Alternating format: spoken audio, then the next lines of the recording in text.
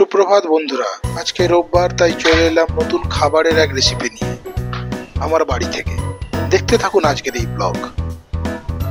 Good morning বন্ধুরা, কেমন আছেন? আশা করি সবাই ভালো আছেন। সকালবেলা এপিজে আব্দুল কালাম স্যারের একটা বই পড়ছিলাম, বিয়ন্ড 2020। কি অদ্ভুত, কি পারসেপশন! সত্যি উনি একজন ছিলেন ভারতবর্ষের লেজেন্ডারি পার্সোনালিটি। তো সত্যি একটা ইন্সপিরেশনাল ক্যারেক্টার, আমি তো ফলো করি। তো এই বইটা আপনারা পড়তে পারেন, বইটা পড়ুন, জানতে পারবেন ওনার ভিশন কি ছিল ভারতবর্ষ সম্পর্কে। যাই হোক, রোববার দিন সকালবেলা ভালোই কাটছে। ওদিকে রান্নাটা চলছে, তারপর আপনাদের দেখাচ্ছি কিভাবে কি করছি। দেখতে থাকুন। আজকের menu Singapore style chicken with fried rice.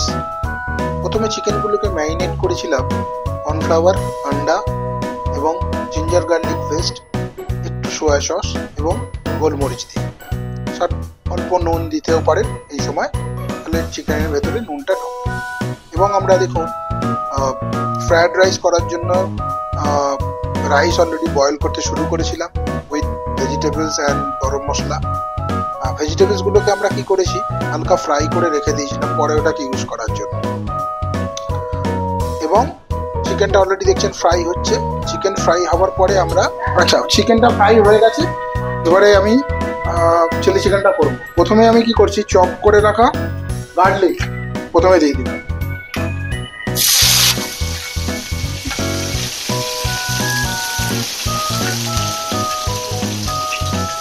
গার্লিকটাকে একটু ফ্রাই করে আপনি এই সময় একটুখানি চিনি দিতে পারেন। চিনিটা ক্যারামেলাইজ হয়ে গেলে কালারটা ভালো হয় এই স্টেজে। আবার নাও দিতে পারেন, পরেও দিতে পারেন।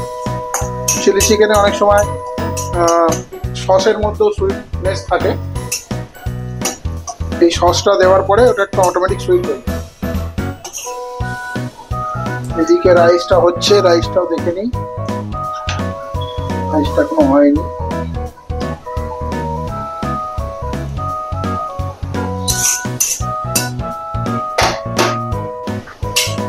ফ্রাই হয়ে গেছে। এবার আমি ক্যাপসিকাম আর অনিয়নটা দিয়ে দেবো।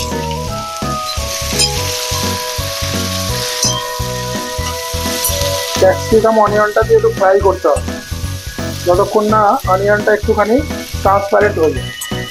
ট্রান্সপারেন্ট হওয়ার পরে তারপরে আমি সস এগুলো আবার দেবো।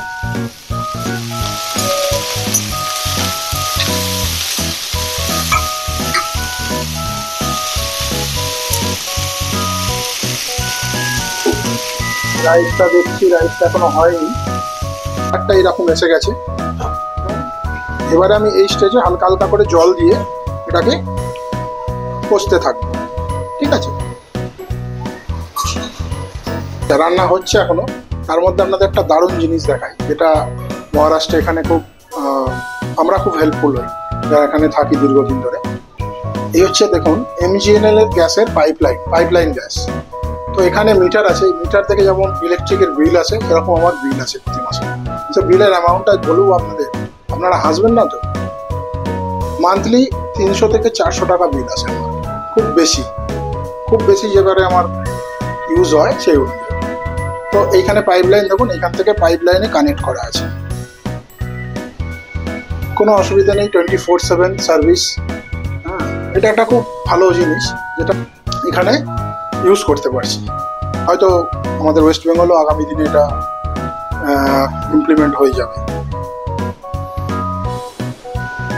অনেকে আবার জিজ্ঞেস করে যে তুমি কি রান্না পারো?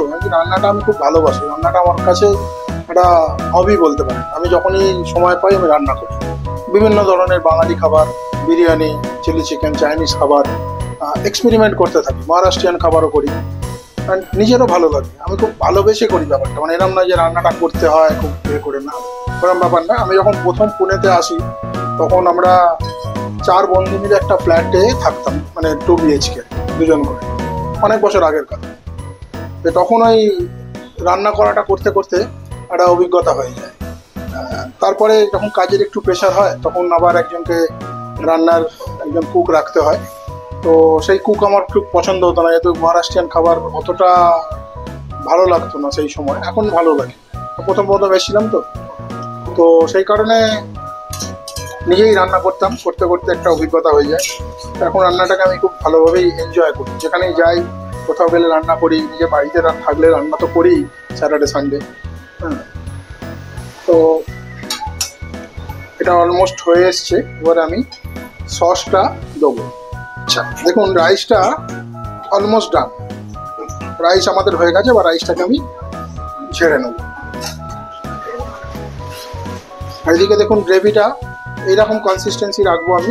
আপনারা চাইলে আর একটু রাখতে পারেন, পরে একটু কর্নফ্লাওয়ার গুলে দিয়ে দিলে গ্রেভিটা একটু ঠিক হয়ে যাবে। ঠিক আছে, এই কনসিস্টেন্সি আমি রাখছি। এখনো চিকেনটা আমি দিইনি, চিকেনটা একটু পরে দেবো। এই স্টেজে আপনি নুন মিষ্টি দেখে নিয়ে আপনি সেইভাবে ব্যবস্থা করতে পারেন। একদম পারফেক্টলি হয়ে গেছে। আর একটুখানি টাইম নেবো, মিনিট 4-5, তারপরে এটা রেডি হয়ে যাবে। দেখছেন কালারটা কি সুন্দর এসছে, কনসিস্টেন্সিটাও দেখুন খুব ভালো এসছে, একদম কনসিস্টেন্সিটা খুব সুন্দর এসছে। যেহেতু আমি উইথ বোন নিয়েছি চিকেন, তো একটু অন্যরকম লাগছে, কিন্তু টেস্টের কোনো ফারাক হবে না। আপনারা এইভাবে করে দেখতে পারেন, আমি রেসিপিটা ডেসক্রিপশনে দিয়ে দেবো। সেদিনকে দুপুরবেলার খাওয়া দাওয়াটা কি অসাধারণই হয়েছিল। আমরা খুব আনন্দ করে আমরা তিনজনে এই খাবারটা খেয়েছিলাম। আর সত্যি বুঝতে পারিনি এটা ঘরে বানানো।